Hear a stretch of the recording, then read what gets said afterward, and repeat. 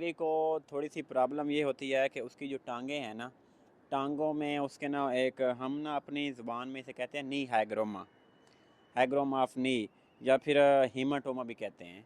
अब उसका प्रॉब्लम ये था कि उस बंदे ने ना अपने घर में बेडिंग जो है ना उसकी सही नहीं रखी हुई थी, जिसकी वजह से ना ये जो नी हैग्रोमा या हीमाटोमा जो है ना, ये बनता किस वजह से, ये इस वजह से बनता है, ये कोई डिज़ीज़ नहीं है, ये एक नॉर्मल प्रोसीजर है।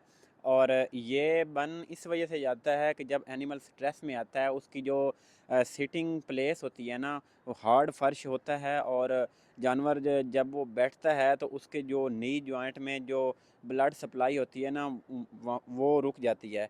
और मे भी पॉसिबल हो कि वहाँ जो माइनर ब्लड वेसल्स है ना, वो रप्चर हो जाती है, जिसकी वजह से ना वो वहाँ ना एक हीमाटोमा सा बन जाता है।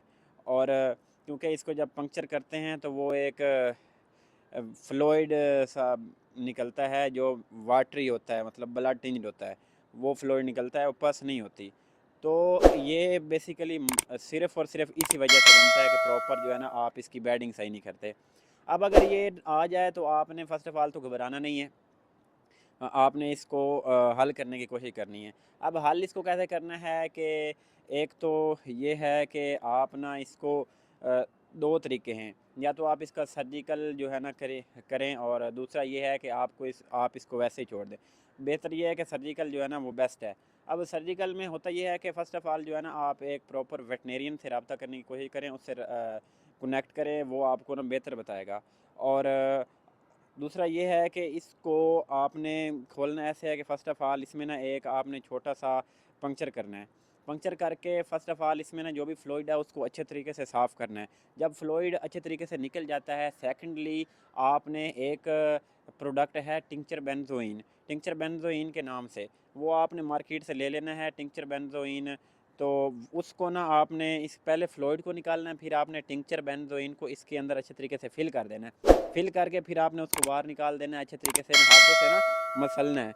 तो उसके बाद टिंक्चर बेंज़ोइन के बाद आपने कोई एक एंटीबायोटिक जो है ना, फ्लैजेल बेस्ट है, फ्लैजेल ले लें, और फ्लैजेल को ना उसके अंदर भरें, दोनों टांगों में। वो फ्लैजेल भर दें और अच्छे तरीके से भर के फिर उसको बाहर निकाल दें। और एंड पे जो है ना, आपने जब ये आप टिंक्चर बेंज़ोइन भर के निकाल देते हैं, इसके बाद आप दूसरा जो मैंने बताया फ्लैजेल वो भर के निकाल देते हैं।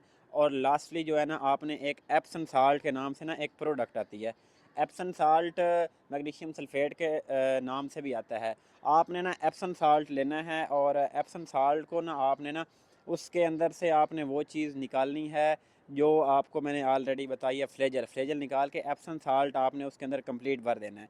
जैसे ही आप उसके अंदर एप्सम साल्ट भर देंगे तो इंशाल्लाह जो है ना ये 2-3 दिन में रिकवर हो जाएगा, और आपको इसको ना रिपीट करने की कोशिश नहीं मतलब ज़रूरत नहीं पड़ेगी। लेकिन अगर आपको अगर रिकवर नहीं होता तो सेम प्रोसीजर आपने दोबारा रिपीट करना है। उसी तरह आपने पहले फ्लूइड निकालना है, क्योंकि आपने एप्सम साल्ट भरा हुआ होगा तो फर्स्ट ऑफ ऑल आप एप्सम साल्ट निकालेंगे, उसमें फ्लूइड भी कलेक्ट हुआ होगा, फ्लूइड निकाल। तो एप्सम साल्ट इसलिए देते हैं क्योंकि ना ये जो हाई यील्ड लैक्टेटिंग कॉज होती है ना, अक्सर हम उनके जो ऑर्डर पे ना ये यूज़ करते हैं, एडीमा कम करते हैं।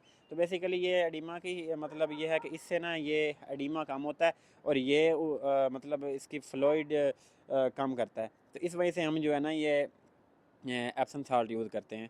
तो ये इससे आप ना जब दो अगर नहीं होता तो 1-2 बार करने से ना आपका ये केस रिकवर हो जाएगा।